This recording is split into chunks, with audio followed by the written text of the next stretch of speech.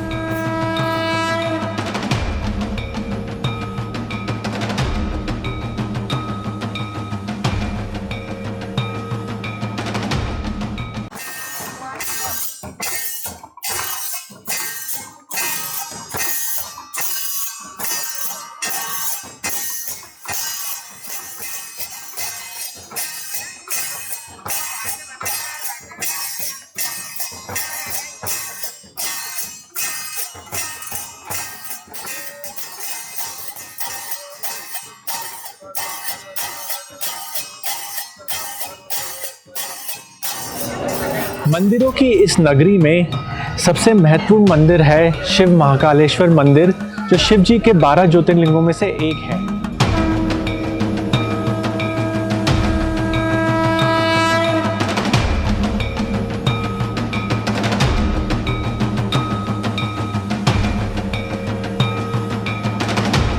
डर नहीं है मुझे किसी काल का, क्योंकि मेरे सर पे हाथ है मेरे महाकाल का।